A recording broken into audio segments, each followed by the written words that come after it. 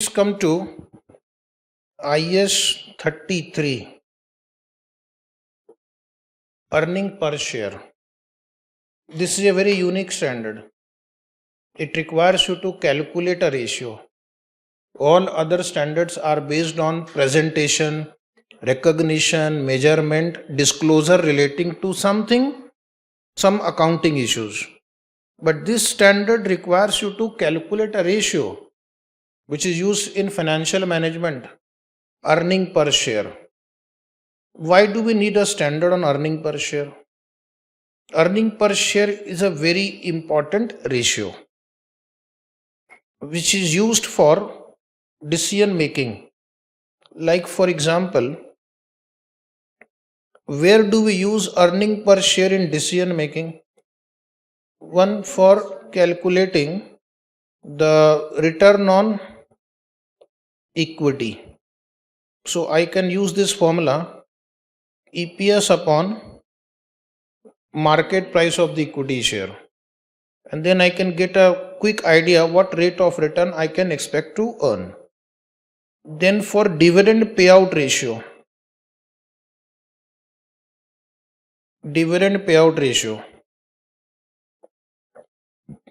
dividend per share upon earning per share. There are many investors who would invest in companies with high payout ratio. What company earns is not very important. What I will get out of it is important. Yes or no? If they are 100 rupees per share and I get 5 rupees per share only, it means they are keeping the money. So many investors also prefer high payout ratio company. Then for calculating PE ratio, we use the formula MPS upon EPS. And for valuation of share, which is mentioned in your fair value measurement chapter 113 also, chapter 13, IFRS 13, P ratio into EPS.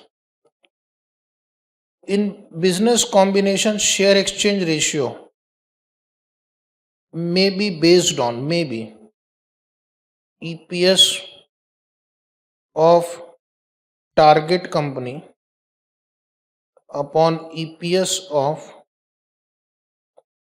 acquirer company. Is it right?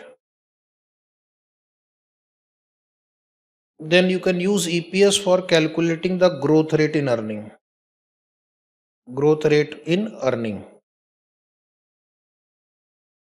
You can use EPS for comparison.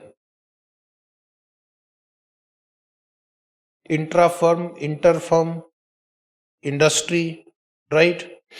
These are the uses, and all these are very key indicators of performance, comparison, decision making, valuation, analysis. So many stakeholders may use this EPS for decision making. So EPS is a crucial tool. Then my question is still the same, but then why do we need a standard? Because during the year, there are many changes which may take place, and those might affect the earning per share. What is the formula for calculating EPS? Basic formula you are aware. Earning upon number of shares. That is earnings per share. Earnings upon number of share. But then this number of share is not a constant number. That for the entire year it is constant and I can just divide the total earning by total number of share. Now you tell me 5 reasons why number of shares can change during the year. At least 5. Issue of fresh shares, then buyback, buyback of share, bonus share, so means issue of share against cash, and issue of share without consideration in cash. Then there can be share split. One share is split into 2 or more. Reverse share split, which is called consolidation of share, also called reverse share split. What happens in reverse share split? Two or more shares are consolidated into one.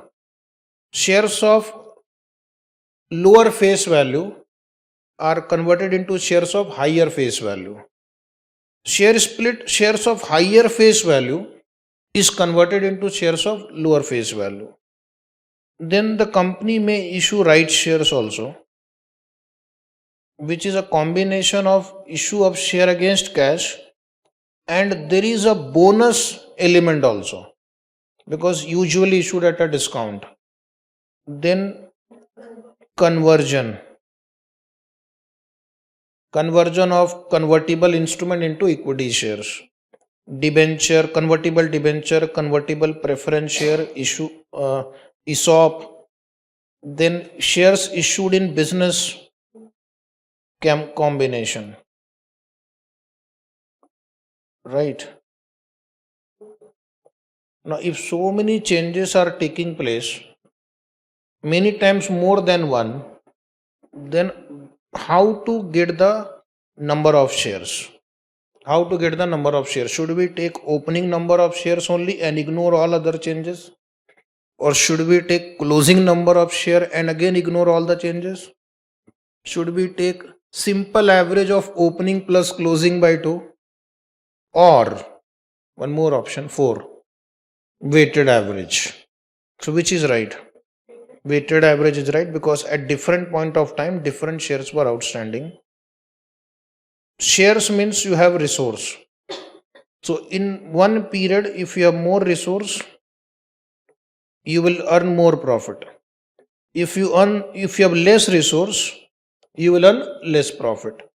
Profit for the period is considered, but this profit is earned using more resource in some period, less resource in some period, again more resource in some period. So if I use only beginning figure or end figure, then we are not matching numerator and denominator properly. So therefore we have to apply what is called weighted average number of shares, so that the different resources used at different point of time will be considered, and that is called weighted average number of share. What is weight here? Weight is the number of days for which the shares were outstanding. For simplicity, instead of days one can use months. If the transactions are given like this, 1st April, 1st June, students are allowed to take months. But the transactions takes place on odd days, okay, like 7th of December, 15th of February, then in that case you can take days, right? Students are allowed to take months if the transaction is on first day, last day, or middle of the year, middle of the month, 15th, okay? Other than that, if any other date is given, you will have to count the number of days. So weights are number of days. So that is the reason we have a standard, because if there is no standardization of calculation, then different people will arrive at different answer for the same situation. Different company will use their own formula for arriving at EPS, and there is a huge scope for manipulating this ratio. Okay, you can do some mischief with the numbers and you can increase the ratio. The focus of the standard is on earnings or number of share. Guess. The standard will invest more time and space in which of the two variable, earning or number of share? Number of share. So the standard is focusing more and more on number of shares. Of course, at some places there is a discussion on how the earnings will be calculated. Now come to the next paragraph, definition.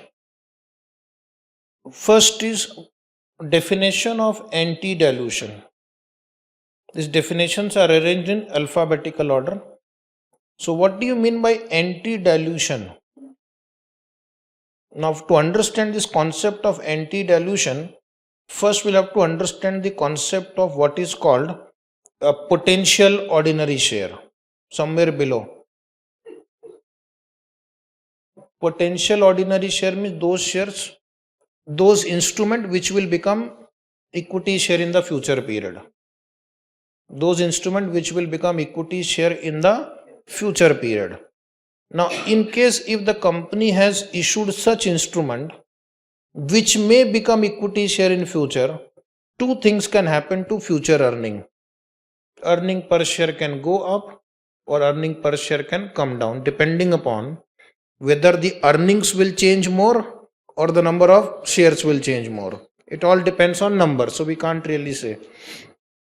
So if the EPS increases, positive EPS increases or negative EPS decreases, loss per share decreases, then it is called anti-dilution. Suppose situation 1, 2. My EPS is 10 rupees minus 5. And after considering potential equity share, revised EPS I will write. After considering potential equity shares, this becomes 12 and this becomes minus 3. So then they are called anti-dilutive potential share because they are either increasing the EPS or reducing the loss per share. Why we are discussing it? Anti-dilutive EPS is ignored in the presentation. You will not disclose it. Next, why we will not disclose? Anti-diluted EPS is not disclosed. Why? Yes, because this is based on expectation that if all the potential equity shares get converted into equity share, EPS would rise. So the standard is little conservative on this front. Standard is conservative because we don't want to create an expectation in the mind of investor that he starts trusting this number and he makes a lot of investment. What if shares don't get converted into equity shares or ordinary share? So in that case, he may feel misguided, misled. So therefore, don't disclose anti-dilution of EPS. Next is, what is a contingent share agreement? Is an agreement to issue shares that is dependent on the satisfaction of specified condition. So company tells its managing director or manager that you will get 1000 share if the profit of the company exceeds 100 crore rupees. Is it right? So this is called contingent share agreement. Profit of the company if exceeds 100 crore, the manager will get 1000 shares. So it is dependent on satisfaction of profit criteria. So any such condition. So this is related to share-based payment, performance condition. What we have called performance condition in share-based payment chapter is called contingent share agreement in this chapter. Okay. But it can be with any party, not necessarily the employee. What is contingently issuable ordinary share? Same thing. Those shares which are issuable either with little consideration or no consideration upon the satisfaction of specified conditions in a contingent share agreement. So in short, share issuable under contingent share agreement is contingently issuable ordinary shares. Now they may be required for calculating basic or diluted EPS. Okay. But that is a separate discussion. Next is, what is the meaning of dilution? Dilution means when your EPS or EPS decreases or loss per share increases. If your potential shares are converted into actual shares. Example, EPS before considering this potential share is 10 rupees minus 8 rupees. And revised EPS after considering this potential share is 8 rupees and minus 10 rupees. So this will be called diluted, should be disclosed. Diluted will be disclosed. Why? What will investor get to know after knowing this? That the EPS may get reduced in future. So those who are looking for dividend, their dividend per share will get reduced. Those who are looking for market value, the market value can fall. So therefore the investor might suffer the capital loss or income loss if in future the EPS goes down. So knowing this, some investor may not invest because he knows that in the value of the share is going to fall, EPS is going to fall, may fall. So why to take a chance? Next is what is option warrants and their equivalents. So this standard also deals with option warrants and such instrument which entitle their holder the right to purchase the ordinary shares. So right now they are not share.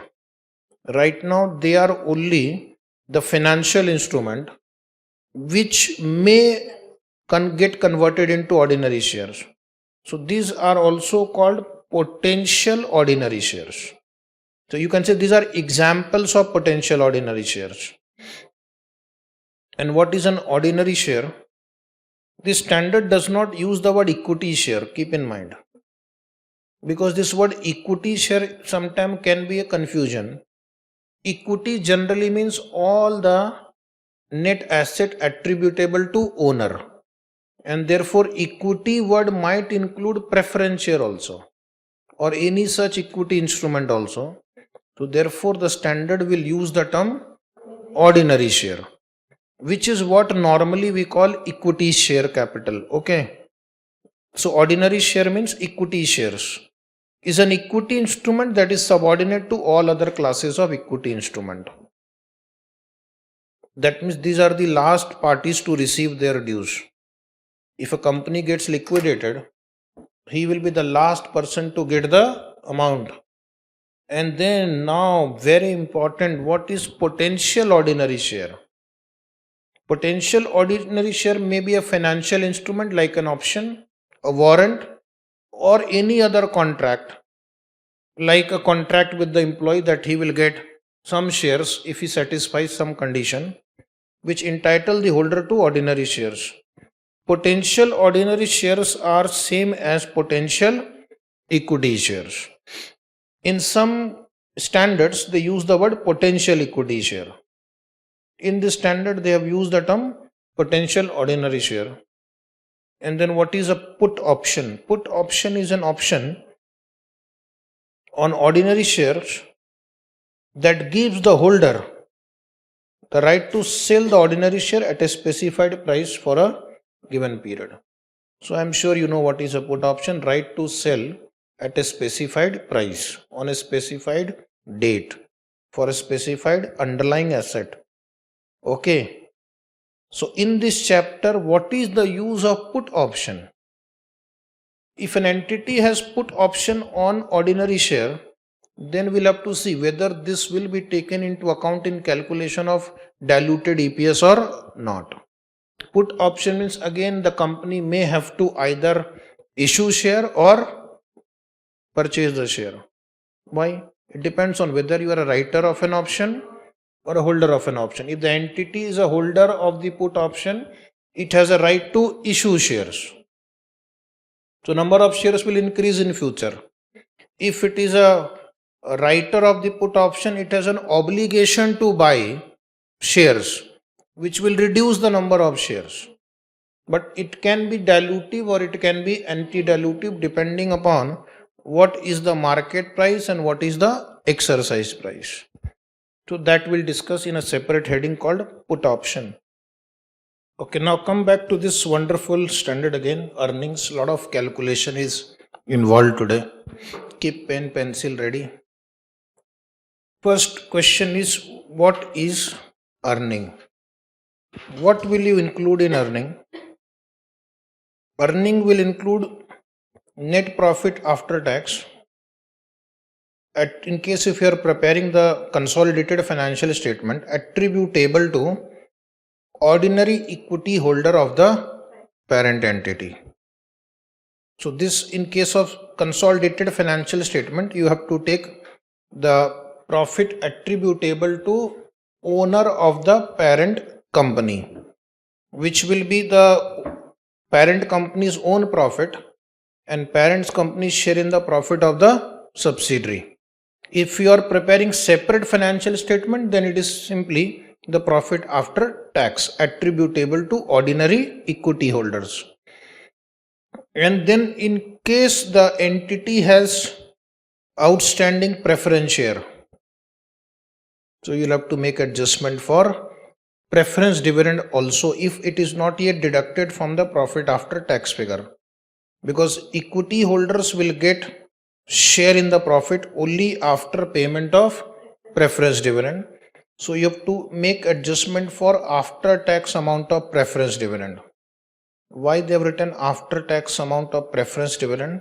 Because in some countries like India, you not only pay preference dividend, you also pay tax on preference dividend.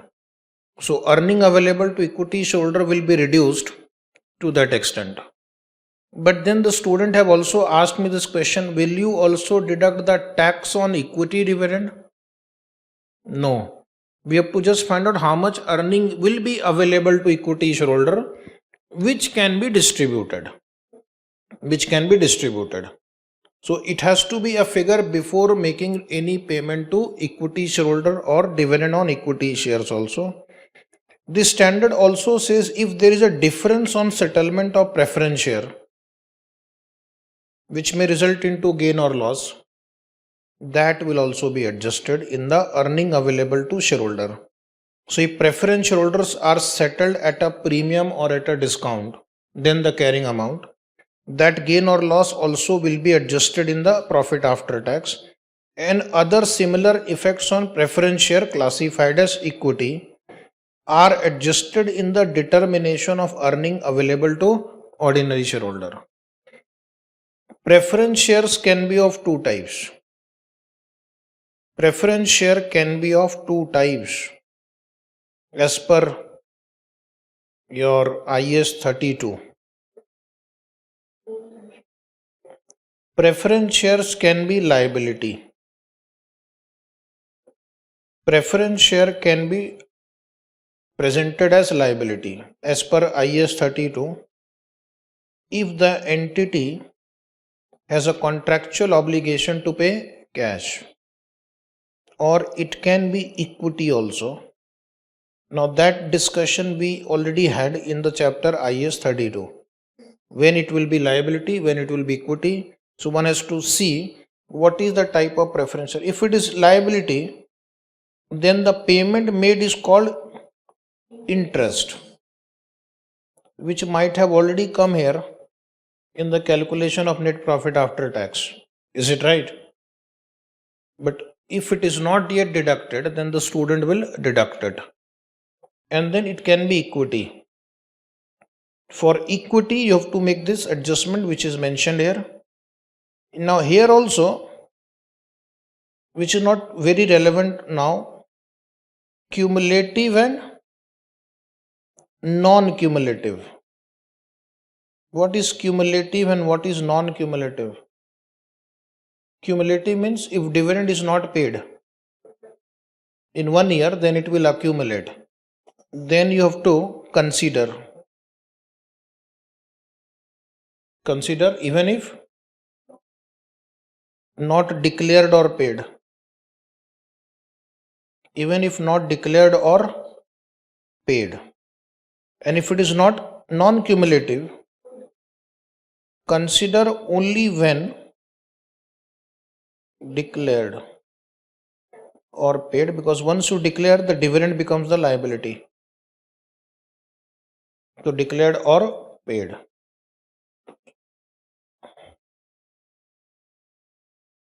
Next paragraph is dedicated to preference share. How does certain transaction relating to preference share will affect EPS calculation? Go line by line, slowly read the sentence These are the provisions of the standard, and then interpret. If required, we'll take one or two examples also. The following aspects relating to preference share, if not qualified or classified as liability, would warrant adjustment in computing profit attributable to ordinary equity shares. Right. So first adjustment is preference share may be issued at a discount and on which a low initial dividend may be declared. Conversely, a higher than market dividend may be declared for preference share issued at a premium, at times referred to as increasing rate preference share. Such premium or discount is amortized to retained earning using effective interest method and shall be treated as preference dividend.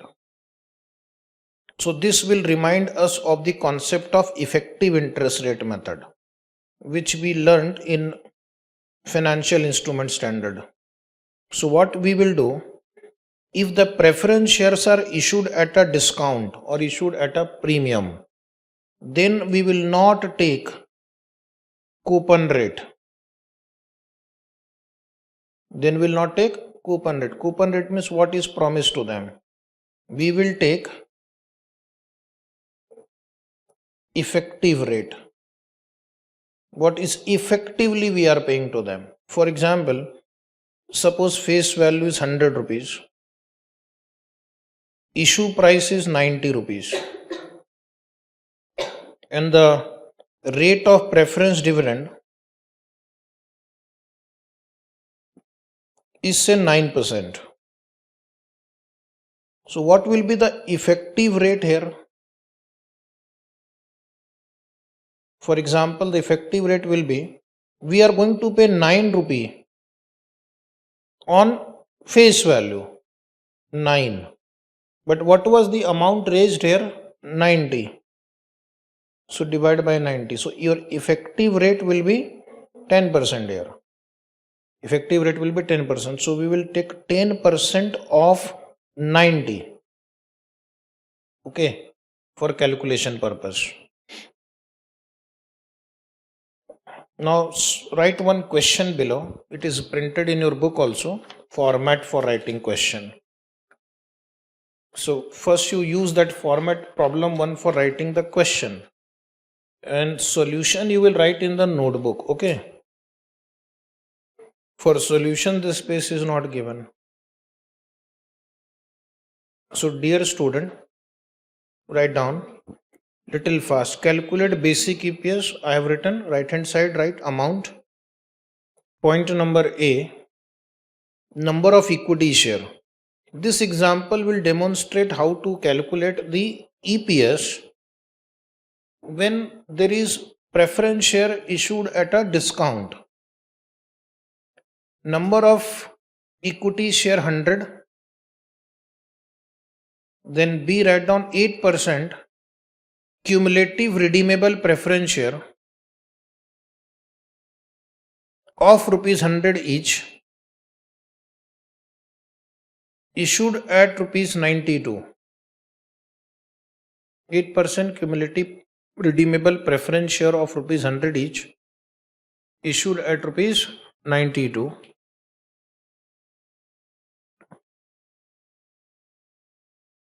Under that, write down point number 1, maturity 5 years. Maturity 5 years.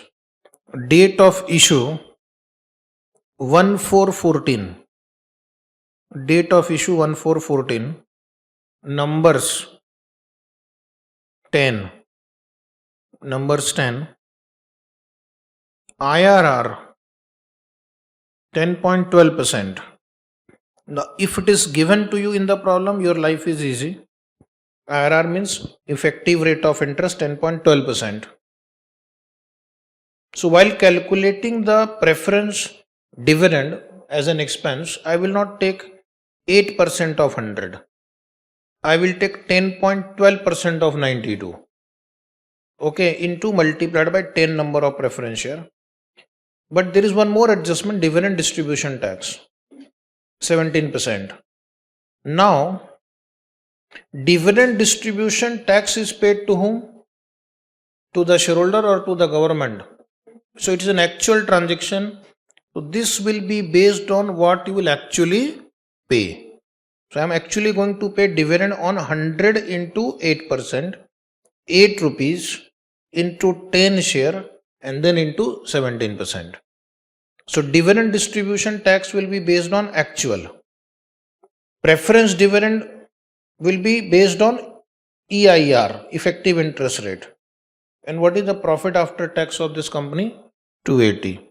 So write down the answer in the notebook. Write neatly. We have to solve lot of questions. Calculation of basic EPS. This chapter has many situations, and for all situation or almost all, we will try to take an example. Calculation of basic EPS. Write down. Right hand side amount. Point number A, PAT 280. 280 is given. Point B, write down less effective preference dividend. Less effective preference dividend. See the calculation. 10.12% into 92 for one share. And there are 10 shares into 10. So 93.10. It will be based on effective rate. But the DDT, dividend distribution tax, will be based on actual amount that you have to pay. So 17% of 100 into 8%. 17% is rate, 100 is face value, 8% is coupon rate, into 10. 10 means number of preference shares. Is it understandable? Check the calculation, don't copy.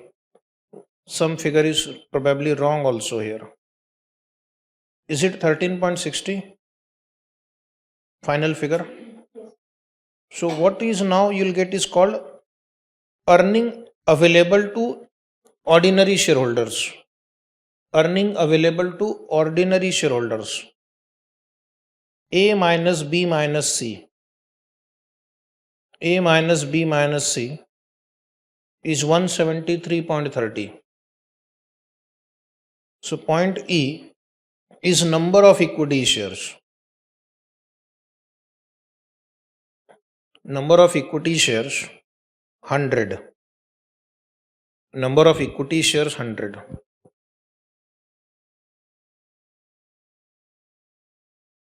And point number F is basic EPS.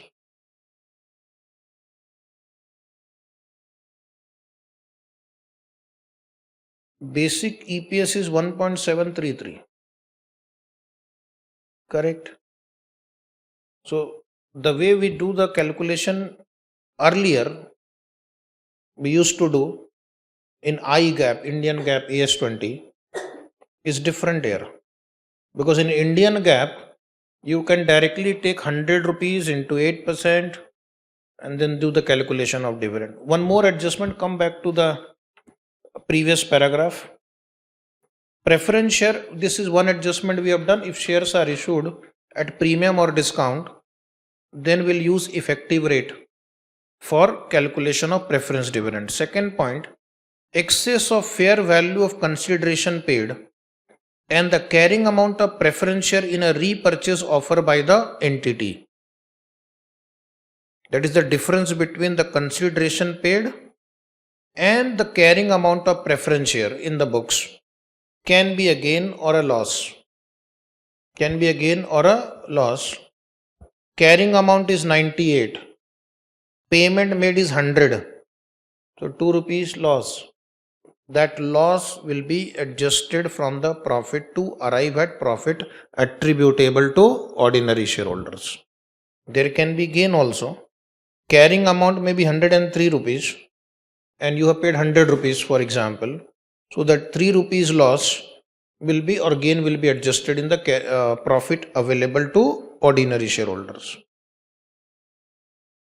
So now you will solve an example later. Next point is point number 3, the third adjustment. Early conversion of preference share. Sir, what is early conversion? A preference share due to get converted at the end of year 5. management may decide to convert it or settle it, convert it or settle it before your normal conversion period. So that is called early conversion of preference share. May be induced by an entity through favorable changes to original conversion terms or by paying additional consideration. Now again the same thing, if you are going to settle the preference share before the due date, there will be a profit or loss. And how do you compute that profit or loss? It is the difference between fair value of ordinary share or other consideration paid over the fair value of ordinary share issuable up under the original term. What we have paid for early conversion and what we would have paid as per the original term. That will be treated as gain or loss and will be deducted from profit available to equity shareholder. Once again, excess of fair value of ordinary share or other consideration paid. This is what we have paid for early conversion over fair value of ordinary share issuable under original term. Fair value of ordinary share issuable under ordinary share will be adjusted in calculating the profit or loss available to ordinary shareholder. Reverse can also happen. Sometime we may gain, like in situation where settlement of preference shareholders results in excess of carrying amount over fair value of consideration being paid. Such excess is added back to the profit or loss. Now on this we have a question. Right. Is the question printed there? Oh, wonderful. But this time the answer you have to write. The topic is early conversion of preference share. Any gain or loss will be adjusted in the profit available to equity shareholder. On 1/4/14, ASF Limited issued 10,011% cumulative preference share of rupees 100 each at 102. Okay. Maturity is 5 years. The company offered early redemption of preference share at the end of first year at rupees 104. See, original maturity is 5 years, but the company has offered for an early redemption at 104 rupees. Dividend distribution tax is 17%, PAT is 300. Number of equity share 100,000. And this time also they have computed the implicit rate at 10.47%. Calculate the basic EPS. This time from the PAT you have to make two adjustments. Three adjustments. One, you have to deduct the dividend based on effective rate. Second, DDT based on actual dividend. And third, what is third? Difference between the consideration paid is 104 rupees and the carrying amount of the investment, carrying amount of preference share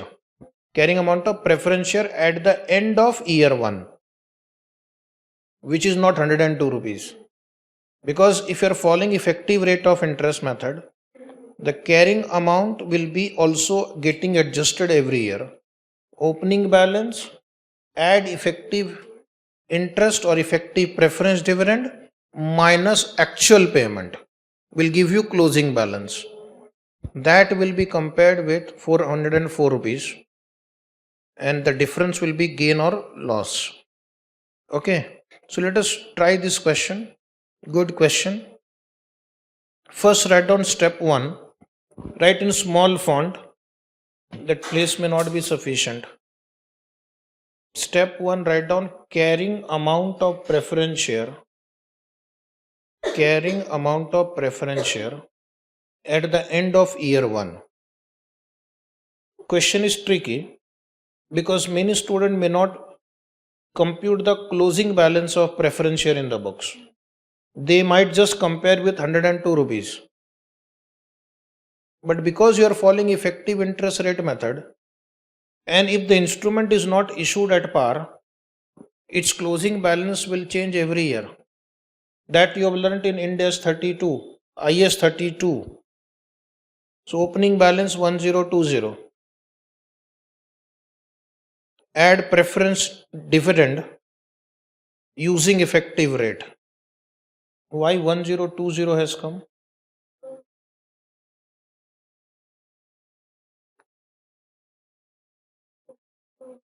One zero two into 10. Where is 10 preference share? Is it mentioned somewhere? 10,000. So that is the answer. Figures in thousand. So 10 into 102. Add preference dividend using effective rate 1020 into 10.47%. I have written 0.5 rounded off, but you can take 47. How much is the answer? This is right. Based on 47. Okay. To make it 10.47%, this only typing error. Then write down less nominal dividend. Nominal dividend means dividend based on coupon rate, which is 11%. 100 into 10,000 into 11%, 110. Closing balance will be A plus B less C. 1016.79.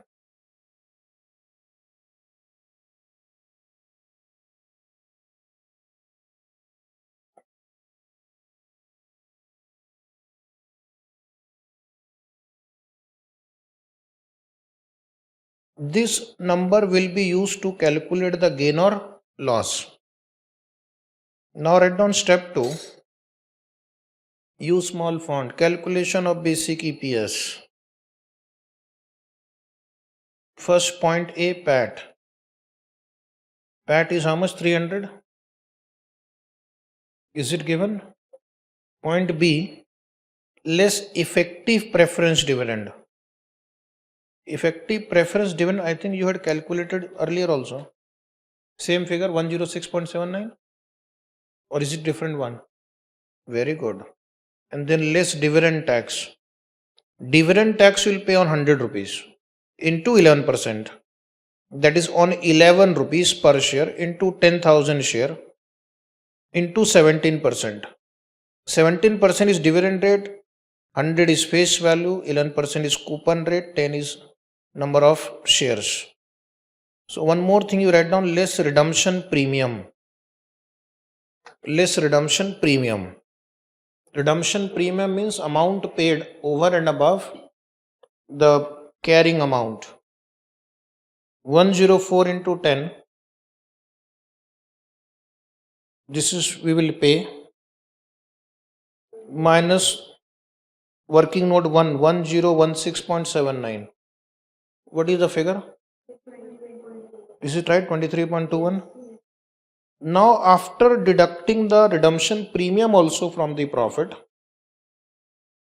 now what we will get is called profit after tax attributable to ordinary shareholders.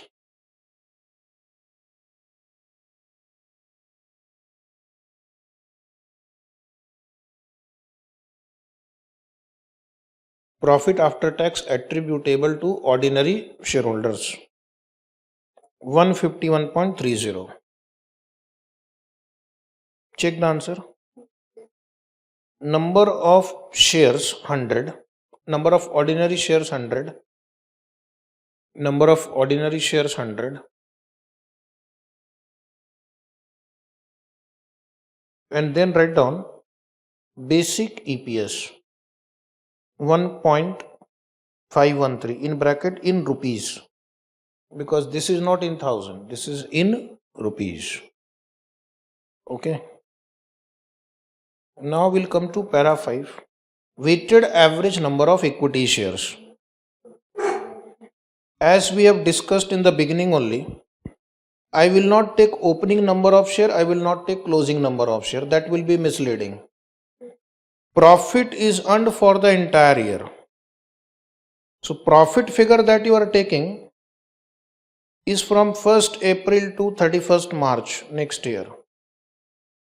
So number of shares should be such that which has helped in earning this profit. In some period the number of share may be more, some less, again more, less, example only. So if I take only opening or only closing, it is not appropriate.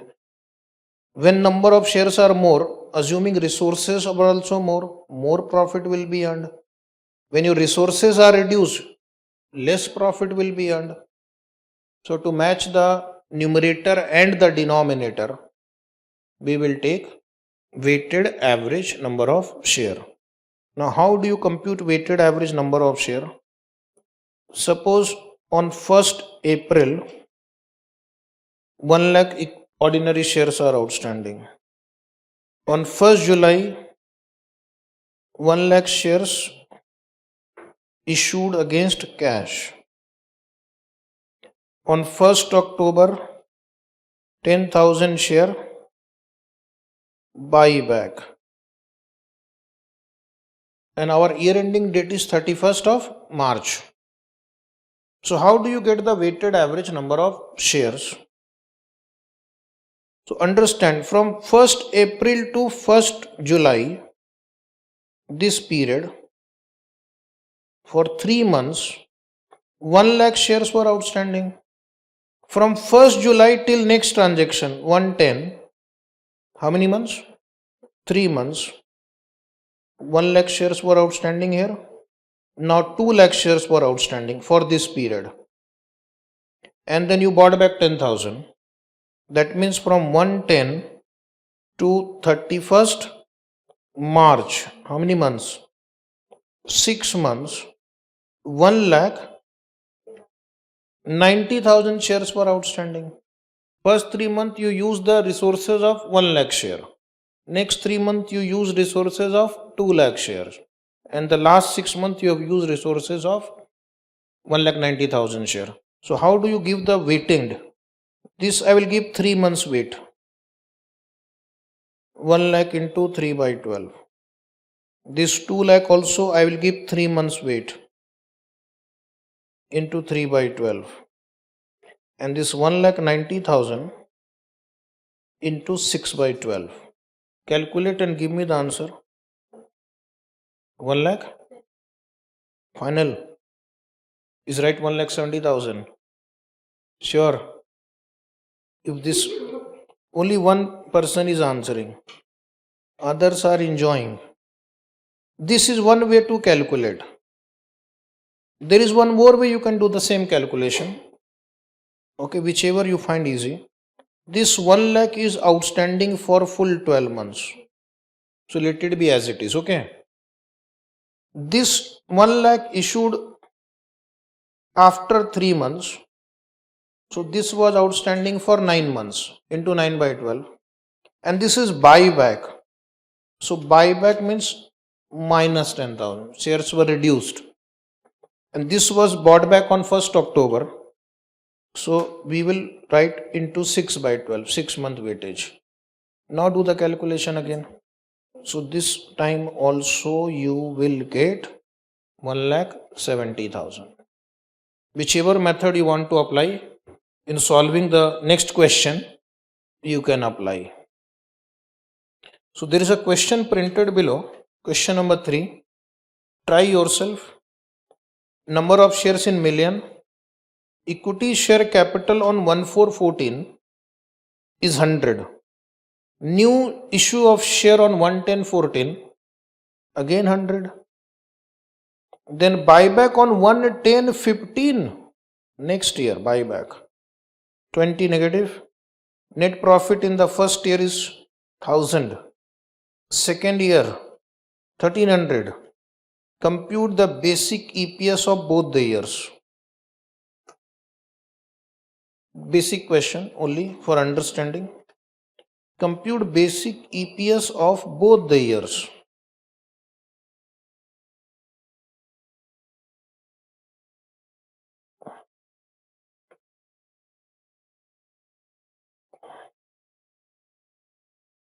Try. Any answer? For first year, any answer? 6.67. Second year, any answer? 9.2. Oh, second year you gave a wrong answer. First year was right. Okay, I'll explain. Answer is right. Only you have to know where you have gone wrong. Okay. First year is everybody got it right? 100. And this 100 into 6 by 12.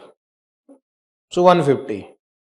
So 150 is the weighted average number of share. 100 plus 100 into 6 by 12. But in second year, you will not take 150. Hello.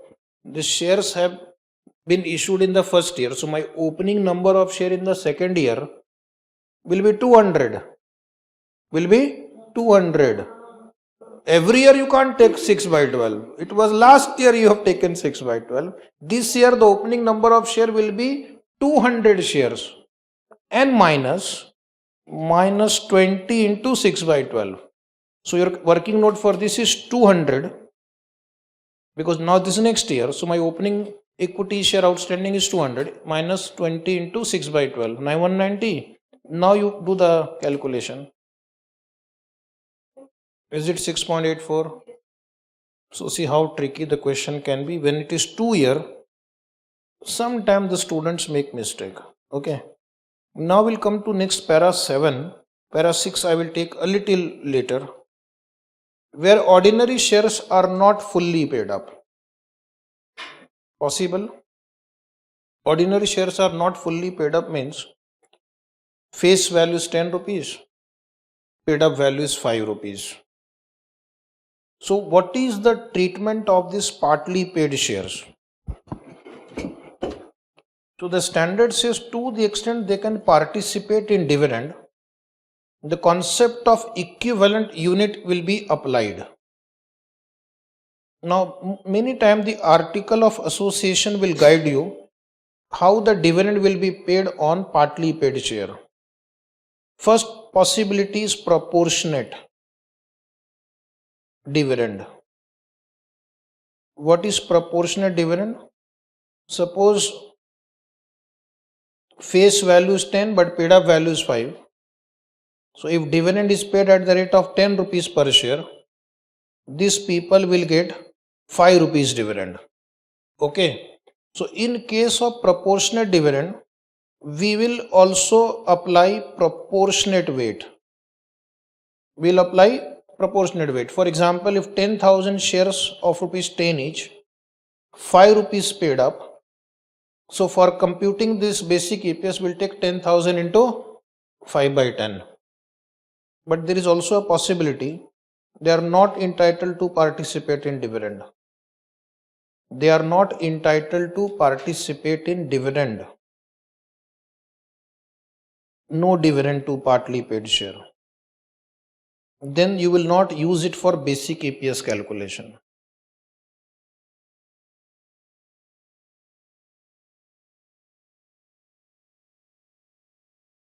They will be used for calculating diluted EPS calculation. They will be used for calculating diluted EPS calculation because once they are fully paid, then they will be entitled to dividend. So till that time, you treat them like a warrant or an option, which we will discuss in the later part, how to calculate the diluted EPS in case of warrants. Because in warrants also same thing happens. They pay some amount, remaining amount they will pay when the warrant will be converted into equity shares. So till that time they are used only for calculating the diluted EPS. So if not entitled to participate in dividend, accounting treatment for such partly paid share would be on similar lines like warrants in the computation of diluted earning. So that time we will discuss. And third possibility which the standard has not written, entitled to full dividend. If they are entitled to full dividend, then do not apply proportionate calculation. Take full number of share.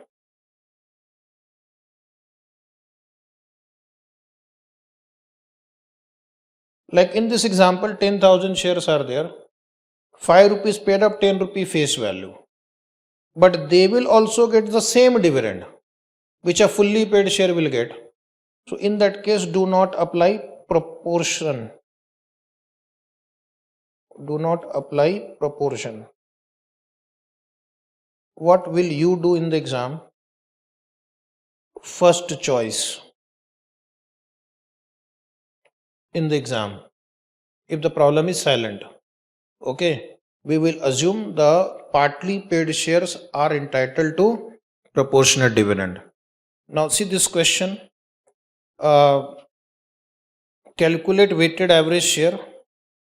Opening balance 10,000 shares. Face value 10, paid up value 10.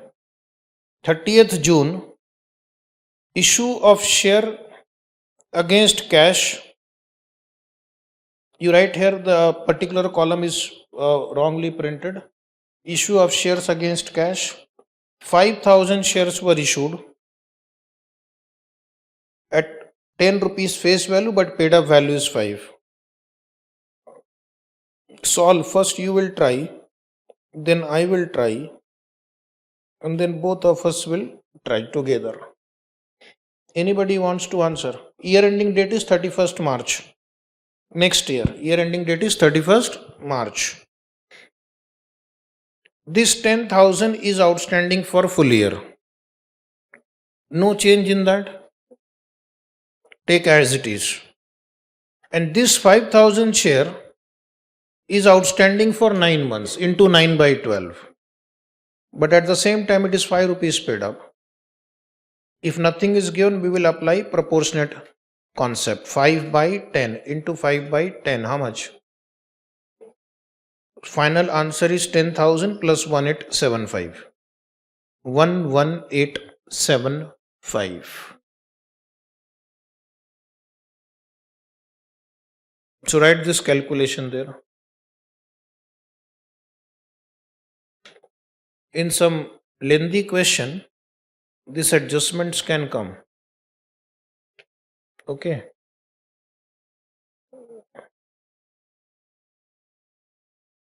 Then you have one more question of similar type which you have to solve. First, complete the question in the question book. Calculate basic EPS for 2016-17. Question, write down the right side, second column. PAT, write down rupees 10 lakh. PAT rupees 10 lakh. Then number of shares on 1/4/2016. Number of share on 1/4/2016. Write there 16,500 shares of rupees 10 each. Rupees 7 paid up. Rupees 7 paid up.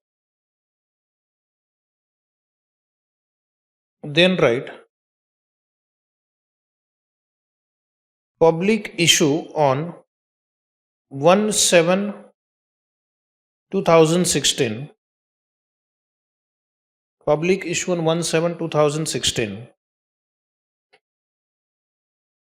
10,000 share of rupees 10 each. Rupees 6 paid up. This is another lot they have issued. Okay. And then received call on 1/10/2016. This is the first lot, that is opening balance. They made a call for 3 rupees. They received a call on 16,400 shares.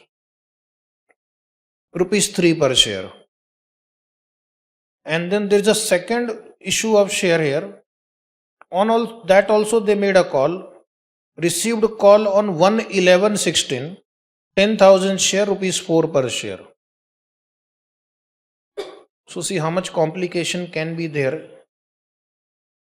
Face value in this problem is same, but paid up values are changing. So what we will do in this question, we will assume proportionate dividend concept. Okay. Convert them into equivalent number of share first. Convert them into equivalent number of shares by also multiplying by the time factor. So now you see the calculation of first working node 1, weighted average number of share. Weighted average number of share, we will simply multiply by two things: paid up value upon face value and the time period for which they were outstanding. Opening balance 16,500 into 7 by 10 into 12 by 12, 11,550. This is called equivalent number of shares. Public issue. Public issue, write down 10,000 into 6 by 10 into 6 by 10 is proportionate for partly paid, into 9 by 12 is the proportionate for time. Keep checking calculation. 4500. Next, write call money 16,400 into 3 by 10 into 6 by 12, 2460. Is right, 2460. Again call money 10,000 into 4 by 10 into 5 by 12.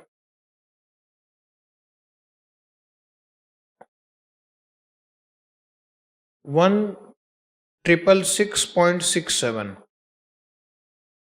You can round off also, you can write in fraction also. It is just a weighted average rate. It won't make much serious difference in your answer.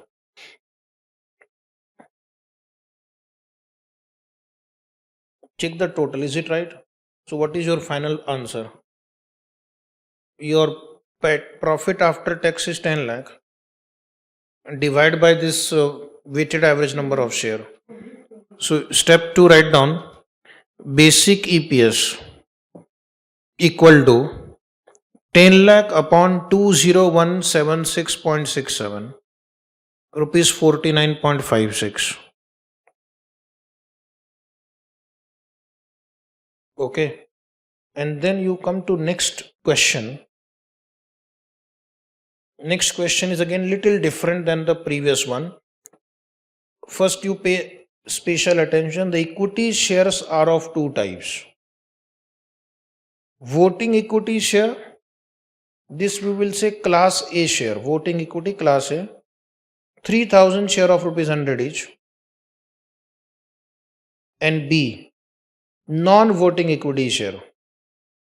B is non-voting equity share, 2,000 share of rupees 100 each, entitled for dividend at 50% more than on A type share. Okay. Now this time this second class of share is a different class of share now. In case if you have different classes of share, then you have to show EPS separately for each class of share according to their dividend rights. According to their dividend rights. So this class will get 50% more than A type share. Profit of the company is 1,40,000.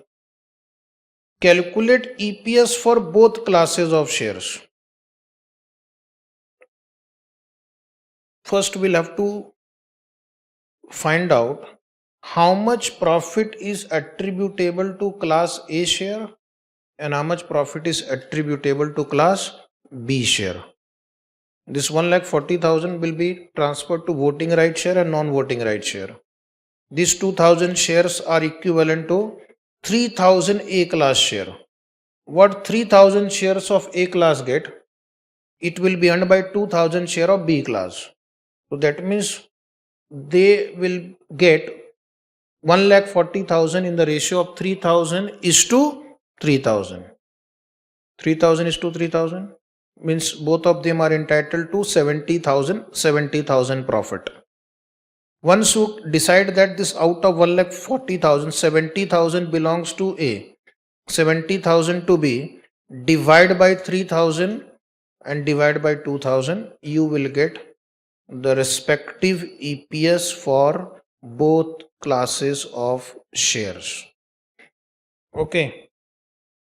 So in case of shares of different classes, we have to compute separate EPS for each class of share. So write down the answer. Total profit 1,40,000. This is just a small presentation. You can present in other form also. Divide into two branches. Voting equity share, non-voting equity shares.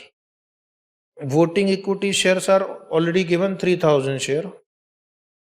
Equivalent non-voting equity share. Equivalent non-voting equity share 2,000 into 1.5. They're getting 50% more dividend. So they are equivalent to 3,000 voting equity share. So profit will be apportioned to them in the ratio of 3,000 is to 3,000. That comes to 70,000 and 70,000. And then EPS will be 70,000 divided by this 3,000, 23.33. And here the EPS will be 70,000 divided by 2,035. So this company will have to disclose two EPS for each class of share. Done. Write properly. One day you have to read also, unless you don't intend to read it subsequently. So this is the summary. Summary for voting type 23.33, non-voting type 35. Now come to the previous paragraph. One question now. Date from which these ordinary shares are included in the weighted average calculation. So there are 11 situations they have mentioned here. From which date you will include them in the calculation of weighted average, right? So situation number 1, the easiest one to start with. Whatever we have solved today is till now is based on 1. Ordinary shares issued in exchange for cash. The date from which these equity shares are included in the weighted average when the cash is receivable. Then ordinary shares issued as a result of conversion of debt into equity share. So when debt will be converted into equity share, you will stop paying interest. So here the date from which this equity share are included in weighted average is the date when the interest ceases to accrue. That is, you stop accruing the interest payment on debt. Then ordinary shares issued in lieu of interest or principal on any other financial instrument. Point 2 and 3 are same, so answer is also same. The date when interest ceases to accrue. 4. Ordinary shares issued in exchange for the settlement of liability of the enterprise. As of the date the settlement becomes effective, or in short, date of settlement. 5. Ordinary shares issued as a consideration for the acquisition of an asset other than cash, as of the date on which the acquisition is recognized. So this is share-based payment. Okay. This is a share-based payment problem where you acquire the asset and you issue the shares. So for EPS calculation, the date when acquisition is recognized. And 6. Ordinary shares issued for rendering services to the enterprise, as the date the services are rendered. That means they will be recognized as and when the services are rendered. So example is your ESOP. Okay, in case of ESOP, the services are rendered over a period of time. So then we will learn how to take that into calculation of your weighted average. The topic is how to include them in weighted average calculation. And the next is contingently issuable ordinary share. What is contingently issuable? We have discussed, subject to some condition. From the date on which the necessary condition under the contract have been satisfied. The date when necessary condition under the contract have been satisfied, that is, the events have occurred. Underline whether shares have been issued or not. Underline whether shares have been issued or not. So like the company tells the MD, if the profit is 100 crore rupees at the end of the year, you will get 1000 share, but the shares will be issued on 31st of May. So as on 31st March, the condition have been fulfilled. You will include that in the weighted average calculation, even though shares will be issued on 31st of May. Okay. Next point, ordinary shares issued as a part of consideration transferred in a business combination, that is from the date of acquisition.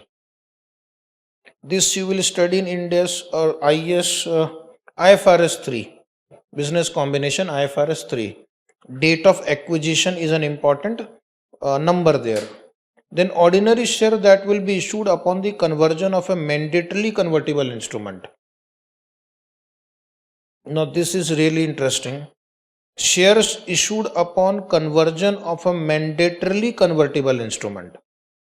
Mandatorily convertible instrument from the date the contract is entered into, because it will get converted into equity share in future also.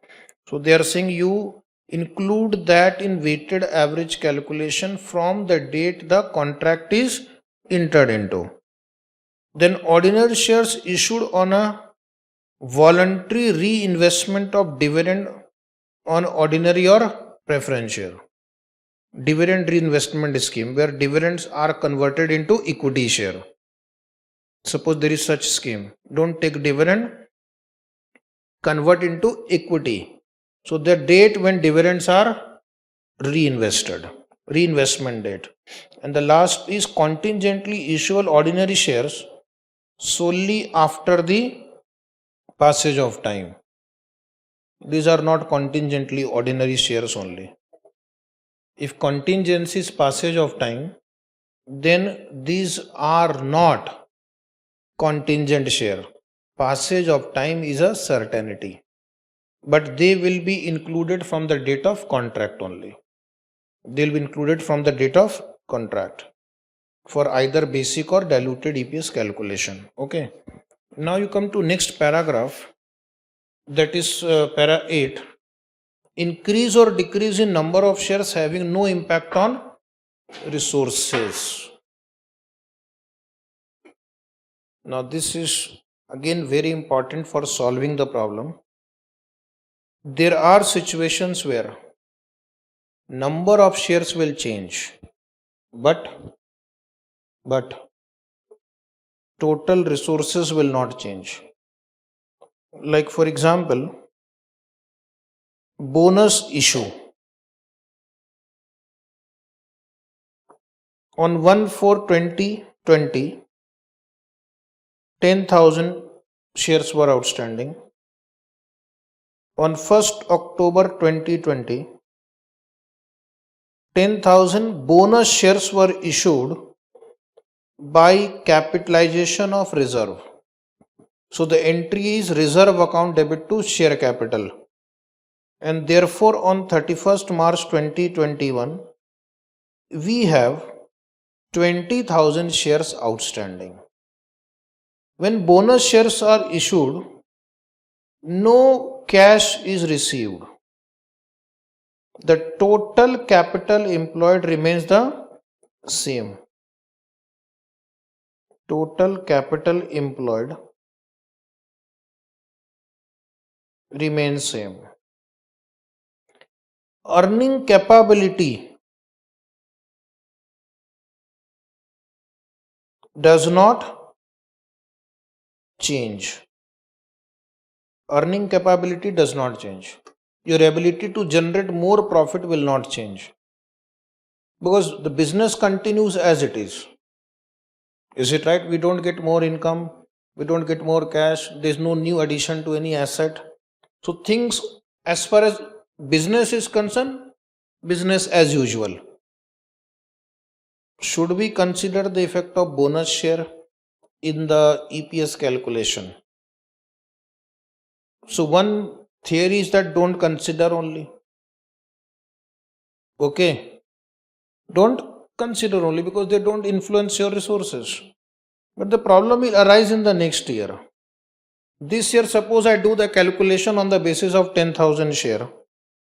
Suppose this year earning is 10 lakh and I just ignore the bonus share because it does not affect my resources. So my EPS will be 100 rupees, correct? Seems to be right. 100. Next year when I will go, but next year my balance sheet will show 20,000 share. Again next year profit is 10 lakh. But the next year I will divide by 20,000 share because now they are appearing in my books.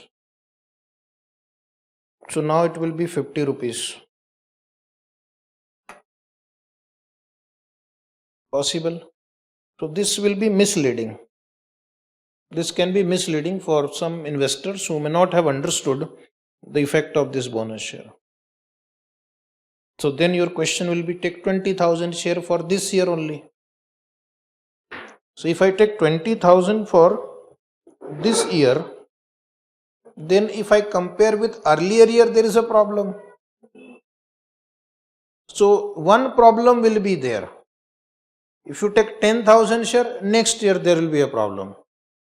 If you take 20,000, comparison with previous year will be a problem. Suppose previous year profit was also 10 lakh. Previous year EPS will be 100 and if I take 20,000, it will be 50.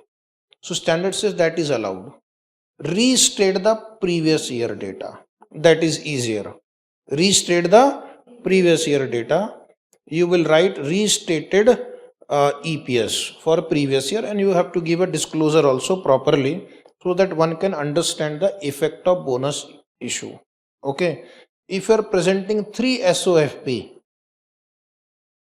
you have to give the effect in the earliest SOFP presented also, earliest figure also. 3 figures if you are giving 3 P&L account for some reason. So wherever you are going to give earlier year data 1, 2, 3, 4, 5 year, the effect will be given from the earliest financial statement presented. Okay. So that all figures are comparable. Same reason for share split also. Same reason for reverse share split also. Otherwise your data will not be comparable. So what we will do, when there is a bonus share, share split, reverse share split, ignore the date. Ignore the date and assume that these 10,000 shares were issued at the beginning only. So that for the entire year we will use the same number of share. Don't give weight. So in the exam they may give any such adjustment, ignore the time weighted. Assume this event took place at the beginning only. But then why I have not given a tick mark to right issue? Right issue has 2 components. One is bonus element and one is normal issue of share against cash. It is not free of cost. So it is issue of share in cash. But it is not at the usual market price also. It is below the normal market price. So that means you are giving some share as bonus share and some share you are issuing as normal shares. So again, if there is a bonus element in the right issue, as we discussed here, it needs to be adjusted.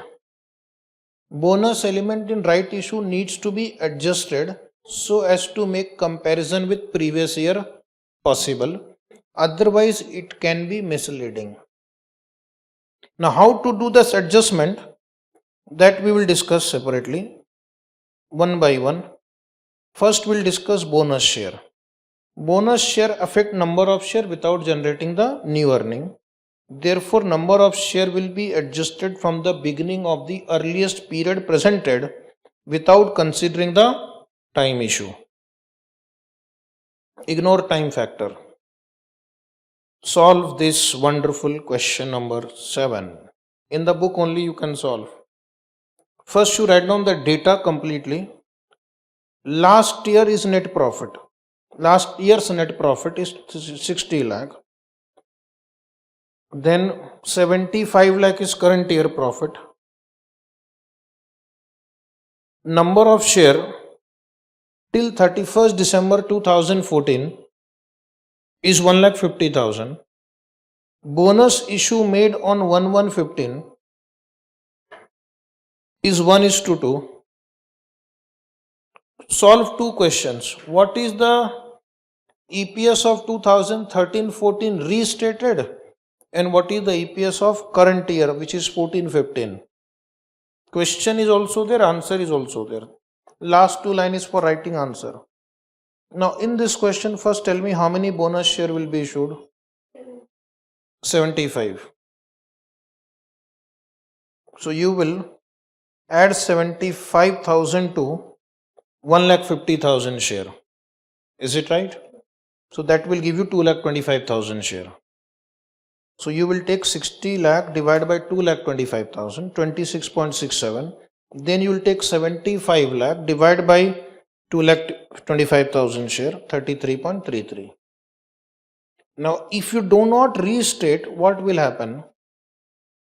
If you do not restate and then put the original figure that you had calculated last year, you will take 60 lakh divided by 1,50,000, 40. Is it right?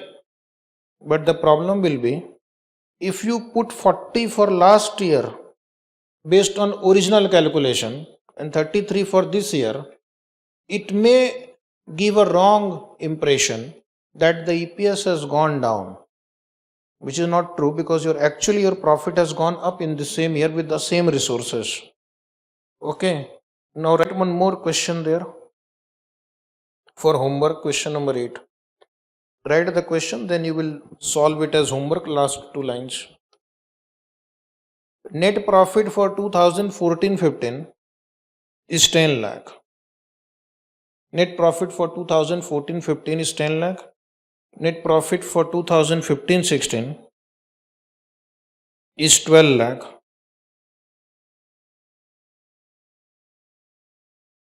Number of ordinary shares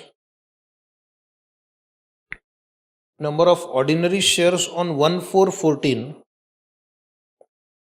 is 10,000. Number of ordinary shares on 1/4/14 is 10,000. Shares issued on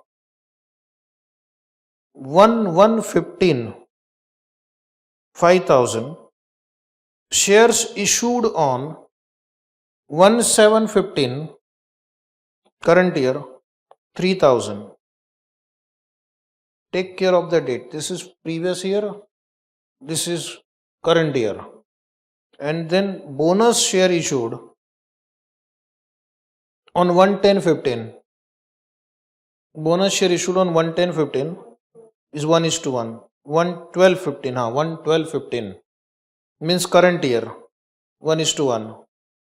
Okay. So you have to compute three things.